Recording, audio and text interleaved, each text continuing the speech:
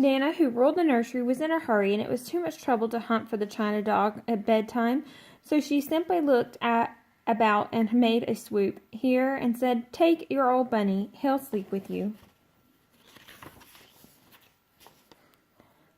That night and for many nights after, the Velveteen Rabbit slept in the boy's bed.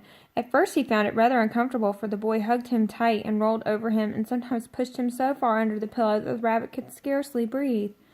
But very soon he grew to like it, for the boy used to talk to him and make nice tunnels for him under the bedclothes that he said were like burrows to the real rabbits lived in. When the boy dropped off to sleep, the rabbit would snuggle down close under his little warm chin and dream with the boy's hands clasped close around him all night. And so time went on, and the little rabbit was very happy, so happy that he never noticed how his beautiful velveteen fur was getting shabbier and shabbier, and his tail coming unsewn, and all the pink rubbed off his nose where the boy had kissed him. Near the house where they lived there was a wood, and in the warm summer evenings the boy liked to go after tea to play. He took the Velveteen Rabbit with him, and before he wandered off to pick flowers or play at pirates among the trees, he always made the rabbit a little nest where he would be quite cozy. One evening, while the rabbit was lying there alone, he saw two strange beings creep out of the tall bracken near him. They were rabbits like himself, but quite furry and brand new. They must have been made very well, for their seams did not show at all. The rabbit stared hard to see which side of the clockwork stuck out, for he knew that people who jumped generally had something to wind them, but he couldn't see it. "Why don't you get up and play with us?" one of them asked. "I don't feel like it," said the rabbit, for he didn't want to explain that he had no clockwork. "Ho," said the furry rabbit, "I don't believe you." "I can," said the little rabbit, "I just don't want to."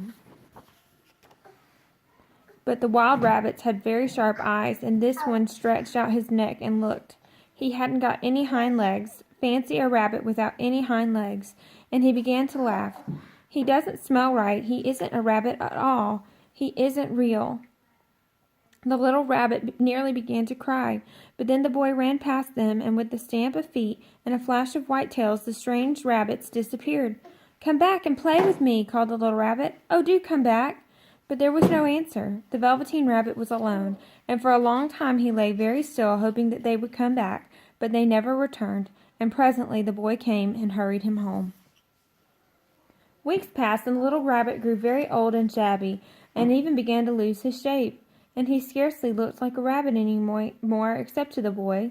To him he was always beautiful, and that was all the little rabbit cared about. Then one day the boy was ill. His face grew flushed, and he talked in his sleep, and his little body was so hot that it burned the rabbit when he held him close. Strange people went into the nursery, and the light burned all night. The little Velveteen Rabbit lay there, hidden from sight under the bedclothes, afraid that someone might take him away, for he knew the boy needed him. It was a long and weary time. Presently the fever turned, and the boy got better. He was able to sit up in bed and look at picture books, while the little rabbit cuddled close at his side. And one day they let him get up and dressed him. It was a bright and sunny morning, and they carried the boy onto the balcony. The boy was going to the seaside tomorrow. Nana and the doctor had talked about it while the little rabbit lay under the bedclothes and listened. The room was to be disinfected, and all the books and toys that the boy had played with would be burned. Just then Nana caught sight of the rabbit. "How about this old bunny?" she asked. "That?" said the doctor. "Why, it's a mass of scarlet fever germs. Burn it at once."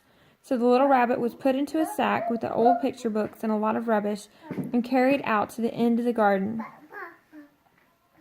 The gardener promised to come early the next morning and burn the whole lot.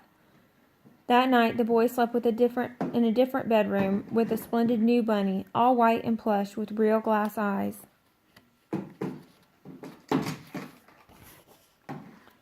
And while the boy dreamt at the seaside, the little rabbit lay among the books and felt very lonely. By wriggling a bit, he was able to get his head through the opening of the sack and look out. He was shivering, for this time his coat was worn so thin from hugging that it was no longer any protection to him.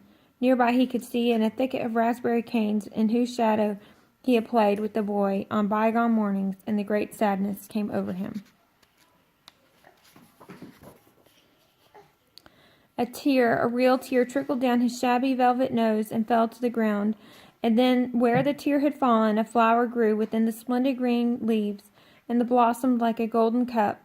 And presently the blossom opened, and out stepped a fairy in a dress of pearl and dewdrops. She gathered the little rabbit up in her arms and kissed him on his velveteen nose that was damp from crying. "Little Rabbit, I am a nursery magic fairy," she said. "I take care of the playthings that children have loved when they are worn out and the children don't need them any more. Then I come and take them away with me and turn them into real." And she held the little rabbit close in her arms and flew with him into the wood to open the glade between the tree trunks where the wild rabbits danced.